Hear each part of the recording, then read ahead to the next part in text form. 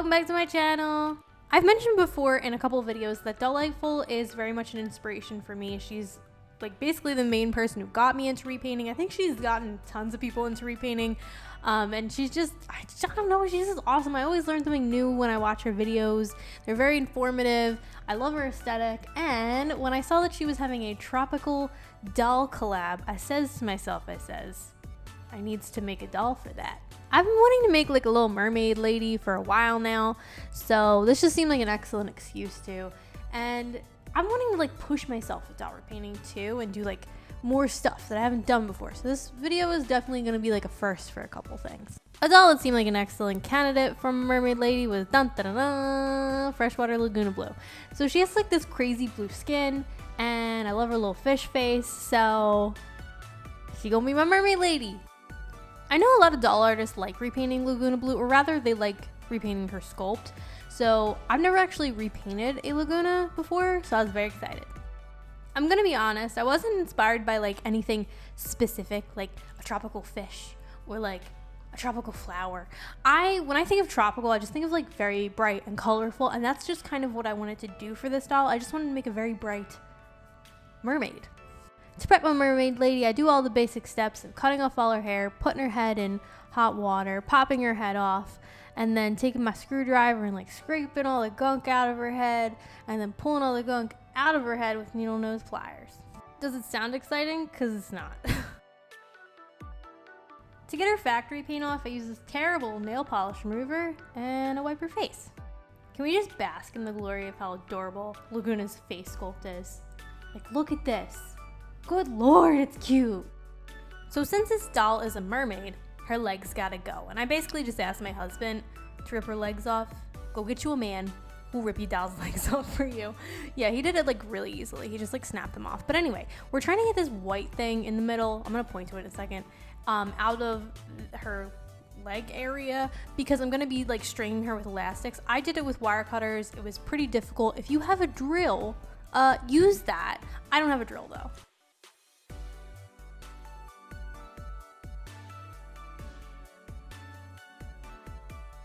I decided to reroute this doll with Soylent Green from the Doll Planet. It's basically the most obnoxious color that I own in doll hair, so I figured it would go well with this project. I cut the hair in half because you can still get the hair pretty long when you cut it in half, and also I tend to overplug, so just to be on the safe side, I cut it in half. I'm taking the tiniest bit of hair, and I'm looping it around my finger, and then I'm taking my reroute tool, which is made of an X-Acto blade handle and the like tippity top of a needle cutoff, and I just kind of slide it in, and then I stab it into the head. After about 6 hours and a million hairs stabbed into the head, you're done.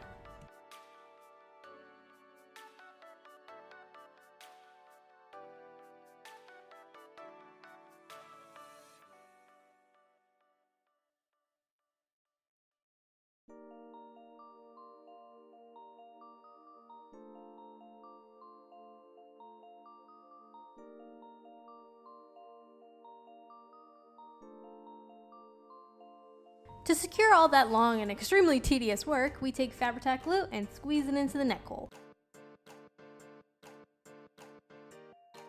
After letting that dry for about a day, I boil wash the doll's hair, which basically is just me taking hot water that I boiled and then pouring it all over the doll's head because it like sticks straight up after you're done plugging it. This is the aftermath because for some reason I forgot to film it, but yeah, that's what her hair looks like, and then we let it dry. Now on to the face up. So I will have all the products that I use listed down below. I spray the doll 3 times Mr. Super Clear, and then I get started. So the first thing that I start with is I start to sketch out the eyes. I think these are one of the most important parts of a face in general, and also face ups, because I mean it's basically the most detailed area that you're painting on a doll. And I just try really hard to make them as even as I can be and really get the shape that I want.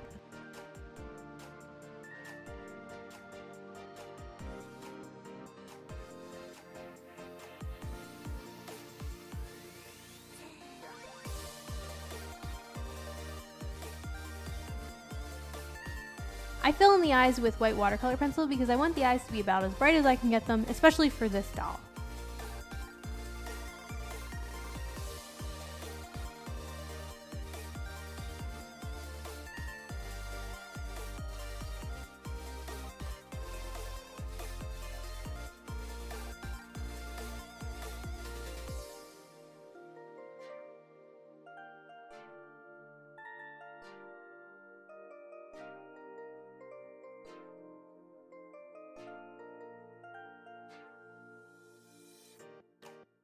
Since her skin is so very, very blue, I shade her face with various tones of like dark blue, teal, stuff like that.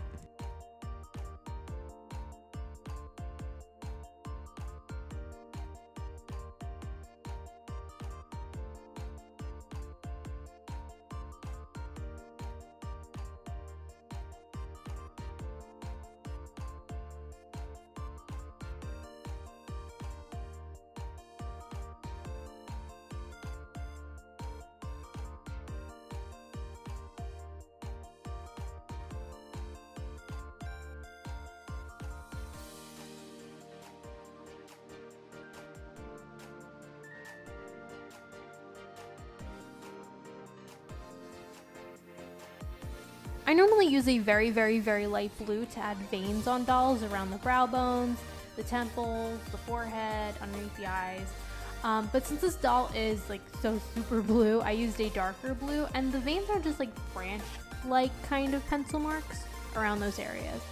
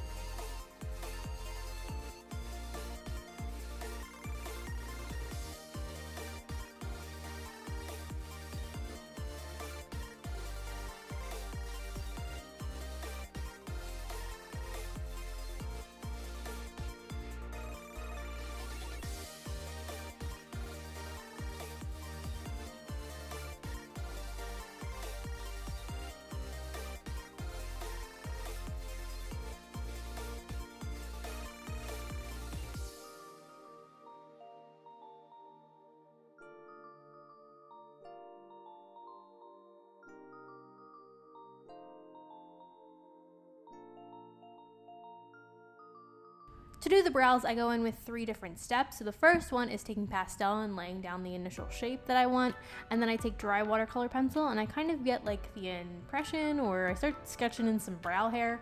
And then the very last step that I do kind of farther down in the doll's face up is I take wet watercolor pencil and I go in basically tracing over the dry watercolor pencil, and this just makes that area look more defined. I'm gonna be honest, I'm not completely happy with how this doll's eyebrows turned out. I think because I hate my own personal eyebrows, like the natural shape of them, and her brows, doll's brows, is a very similar sort of shape to my natural eyebrow shape, so I'm just projecting. They're probably not as bad as I think.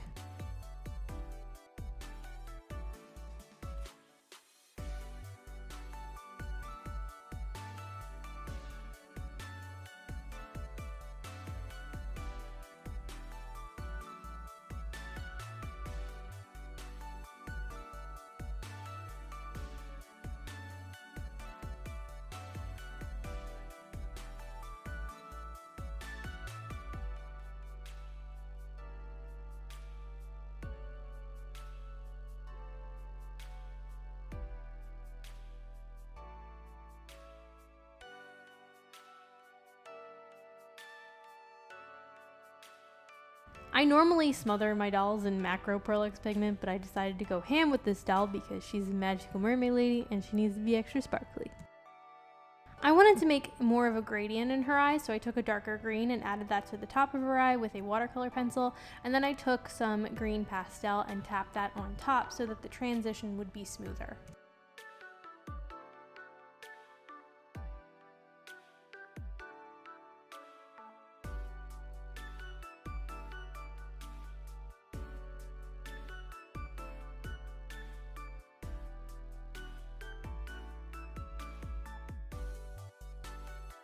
Taking black pastel, I tapped that underneath her top eyelid because I want the whites of her eyes to look more three-dimensional.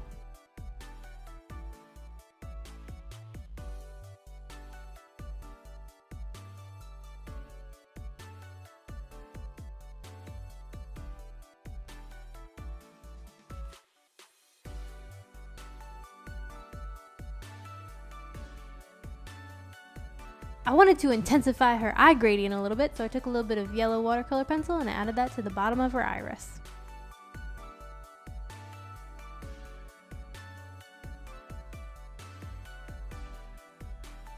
Taking a Q-tip and black pastel, I tap the top middle part of her eye. This is to make it so that there's more of like a blended effect for the pupil and not so like solid that you would get with a black watercolor pencil. For the lashes, we're making them very thick because the girl likes thick eyelashes, but we're making them very upturned because I wanted her to have like a wide-eyed look. I feel like that type of look kind of lends itself really well to Laguna Blue. It just looks really good on her because she's like such a cute little innocent face mold. The bottom lashes are my standard triangle shape that I've kind of fallen in love with lately. So again, she's magical, so I wanted her eyes to have like a misty-eyed look. So I took some gold Pearlix pigment, I tapped that on top of the black part of her pupils. At this point, I'm going in with wet watercolor, which is basically one of my last steps for my repaints. It's where I just go in and I try to kind of define and add highlights to everything.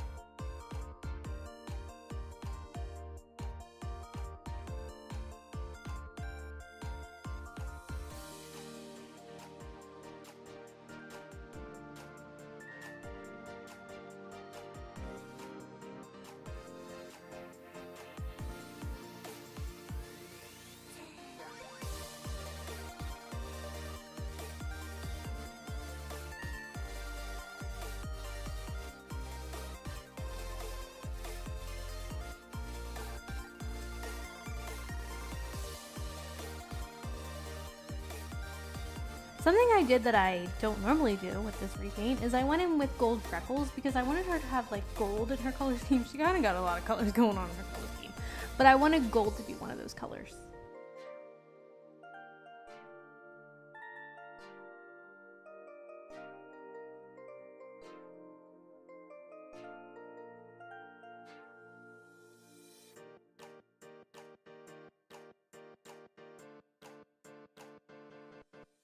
Yes, bitch, her face has finally done something. Vallejo gloss paint, and I'm glossifying her lips. I also glossify her eyes, but that's after I take photos because when you gloss the eyes and try to take photos, it's a mess. It's just a reflective mess. You cannot see any details, or at least I can't when I try to take photos.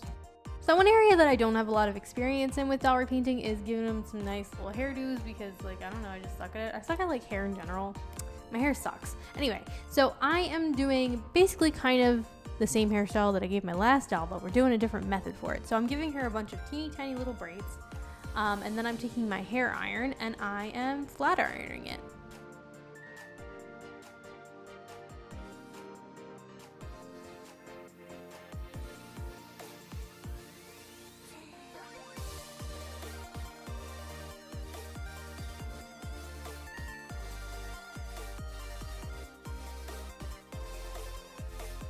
It turned out better than the last time that I did this, when I did like the hot to cold method with water, but it still didn't turn out great.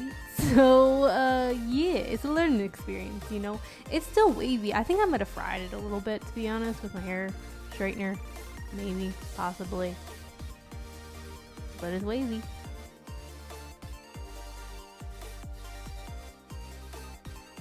Okay, so let's pause for a second and talk about this tail. So this tail is not the most, it's not the greatest, like, functional tail on the planet.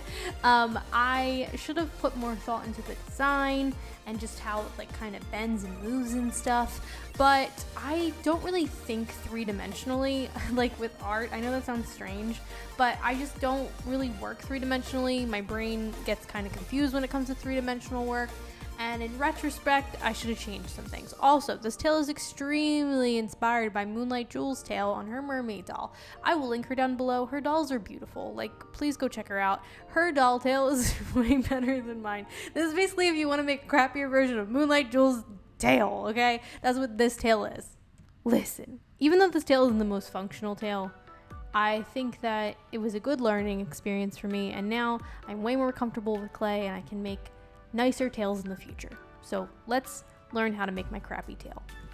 This is Ladal clay, or at least I think it is. I typed that into Amazon and this is what it gave me, so I think it's Ladal clay. It doesn't say Ladal clay on it, but anyway, this is what Dollightful used for her dragon lady tail, and I figured it would work for my mermaid tail. So the first thing that I am doing is I'm kind of getting a ball of clay and mushing my doll's torso in it and making a thing that her torso can kind of sit in, or a segment that her torso can sit in.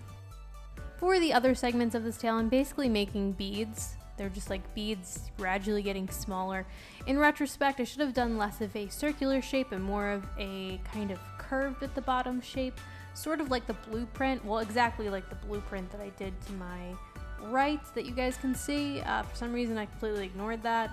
Don't know why, but I did.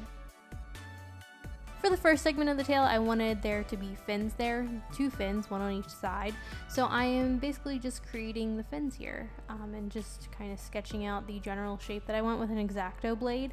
And how I am working with this clay is I am getting the shape that I want, and then I am smoothing out the clay with a clay tool and also water.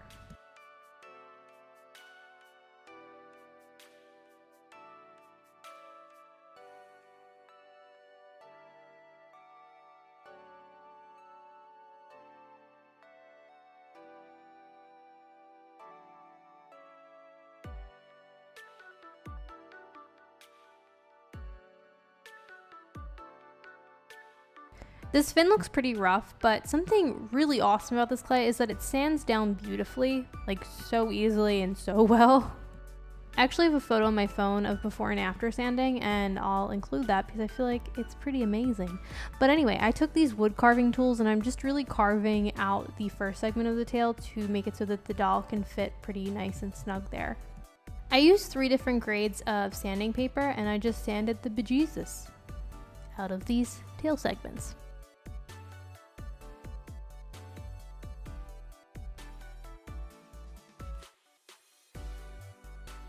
To attach my little fins, I took a little bit of water, put it down, and then took a little mush of clay, and then I mushed my little fins into it and smoothed the transition of the mush and the fin to the segment.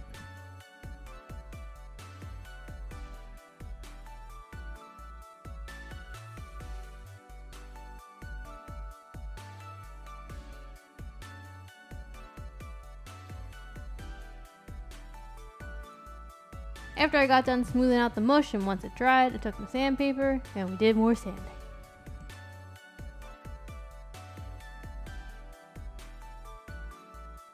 I figured I should make some sort of like wire structure for the bottom big fin at the end, so I'm basically making a bow out of wire.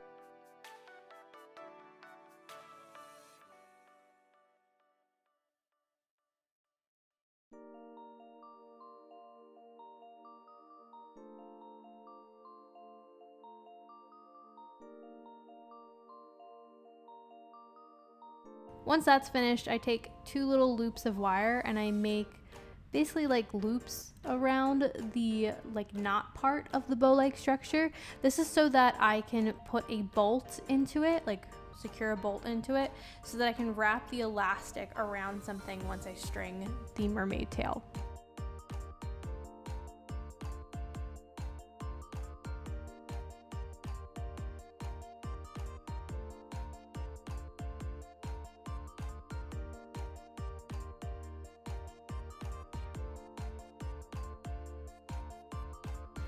After all of that, I take some clay and I wrap it around my wire structure.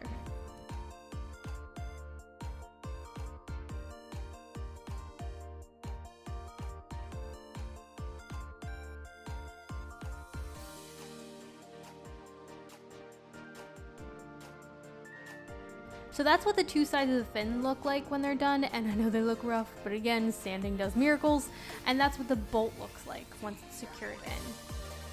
Then we have to hide the bolt with some clay.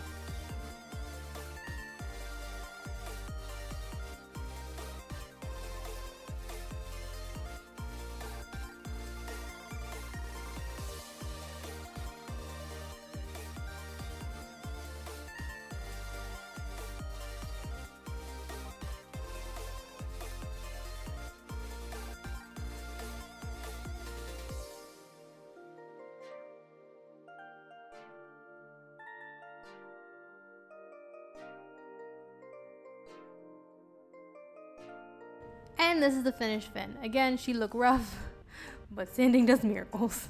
Now on to body mods. You guys are probably like, body mods? Holy crap, you've like never done them. I haven't really. I really haven't. This was kind of nerve-wracking. So I'm taking my 2-part epoxy sculpt. I am mixing the 2 parts together.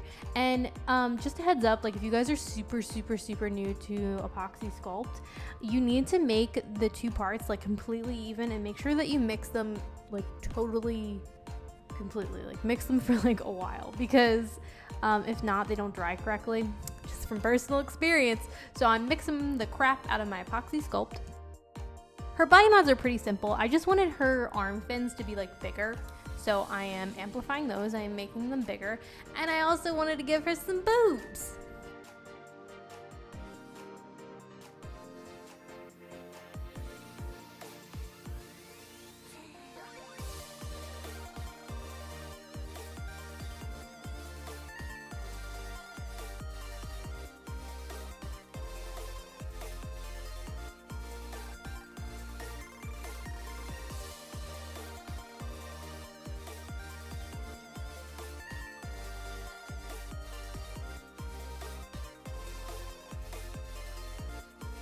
The fin shape is pretty simple because I knew my skills, so I kept them pretty simple. But once they are all dried, I sanded them down.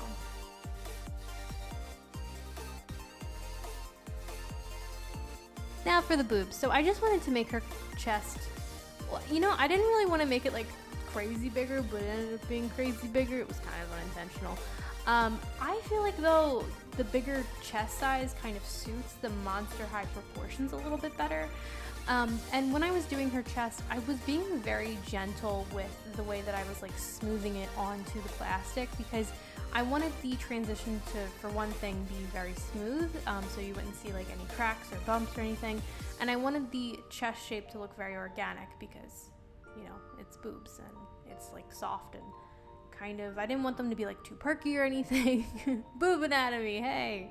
So this is a bit of before and after that I like accidentally caught with my camera, but I feel like it makes quite a bit of a difference.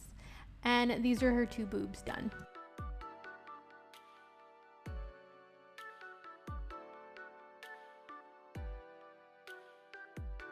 Now we're on to the tail. So yet again, let's pause for a second. There were a couple ways that I could start coloring this doll. I remember from Dollightful's dragon video, going back to that again, she mixed acrylic paint with her clay to color the clay. That is something that you can totally do. I actually attempted that at first, but in order to get the kind of pink that I wanted, I swear to God, like I'd have to like mix the entire tube of acrylic paint in with it, and I just did not have the patience. So what I decided to do was, I knew from seeing Dollmotion's channel that you can color in joints with magic marker or permanent marker or whatever, and it'll make it so that the joints, when they rub together, it will not like wear off the paint. So that's the issue that I knew I was going to run into. So I decided to take some black permanent marker, and I wanted the tail to be pink, but I didn't have pink magic marker, and I didn't know if it would like lay down quite as pigmented as black permanent marker. So I opted to go with black as a base and then basically dry brushing on pink in multiple layers. And this worked out fantastically. It actually took to the clay super well, maybe because it's paper clay, like it just looked really great. And it made it so that where the segments of the tail meet, they didn't wear down or anything. So yeah, I think it was a really good solution. And by the way, I'm putting that permanent marker on the top and the bottom of each section of the tail. After I was done with the permanent marker, I went in with black acrylic paint and painted the rest in. And then once that black acrylic paint was dry, I went on top with many layers of pink acrylic paint.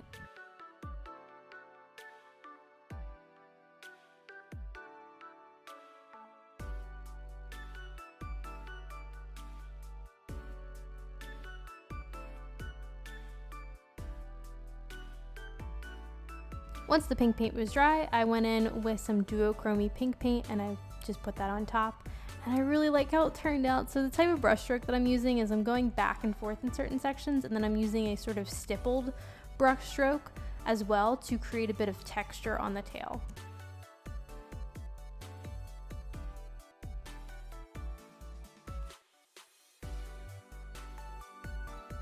This is the finished outcome and I love it. Going back to the body, I knew that I had to color in her boobs so that they match her skin, so I'm taking some light blue acrylic paint, and it's watered down. I did, I think, like 2 or 3 layers, and I'm just coloring in her chest.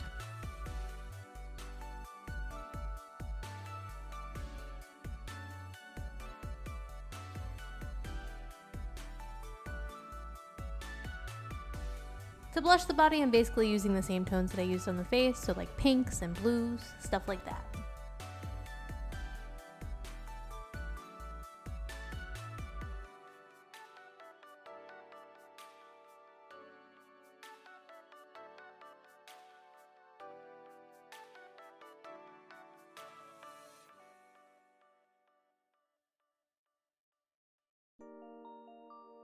I painted the fin on her arm with black paint.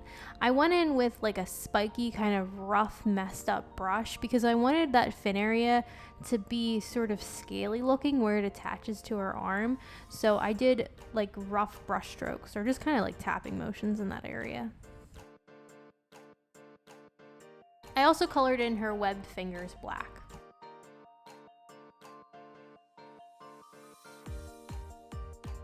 I did the same sort of rough sort of tapping brushstroke on her chest that I did where her fin meets her arm because I wanted that area to look scaly as well.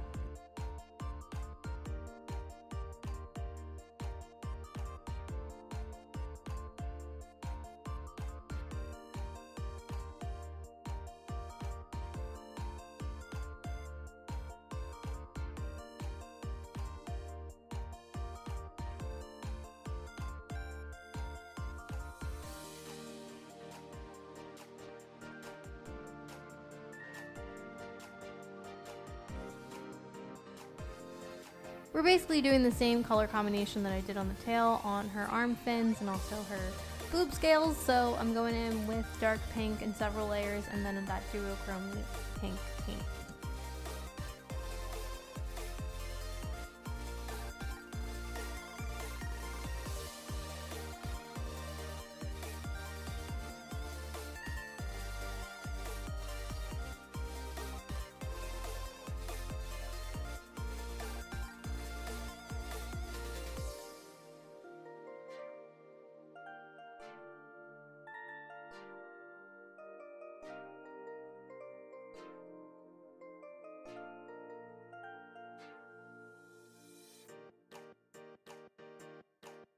After all that painting, we're taking some glossy varnish and putting it on the fins and her chest. Daiso nail art stuff come through. So these are like some fishy nail art stuff that I found from Daiso. And I was like, hell yeah, we're gonna put this on this mermaid lady. So I took some Elmer's glue all and I put some down, and then I took my pretty little like shells and things and I glued them to her face, her body, and also her tail. I almost forgot, I also added some pink glitter to her chest area and also her tail.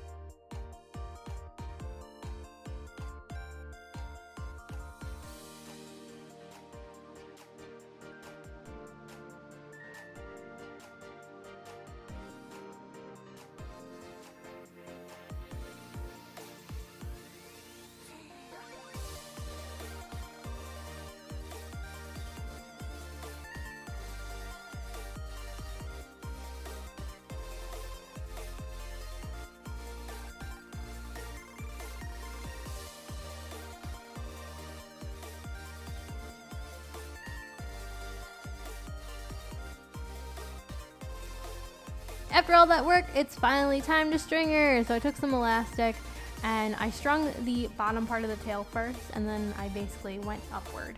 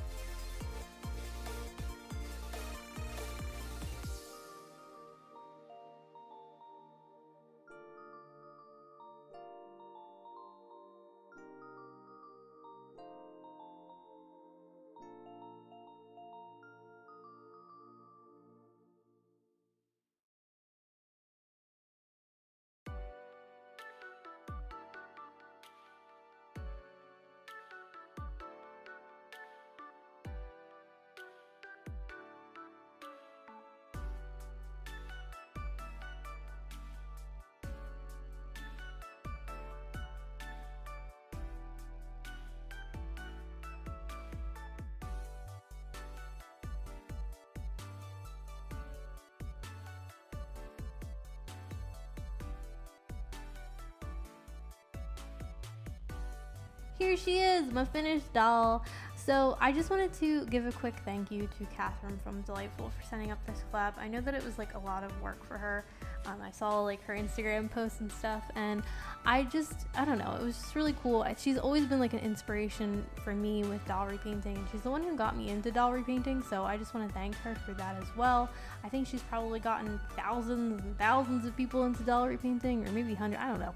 But anyway, yeah, thank you, Catherine. This was a beautiful experience, and it was really just awesome to be involved with something that you set up. So I am overall pretty happy with my doll. Like, okay, her tail kind of sucks, but I mean, it looks okay. It's just not the most functional, you know, but this whole process has got me way more comfortable with epoxy sculpt and clay and just sculpting in general. So it was just a really good learning experience for me. Let me know what you guys think of my doll down below. Like this video if you like this video, subscribe, makes me happy, and I hope you guys are having a beautiful day. Bye.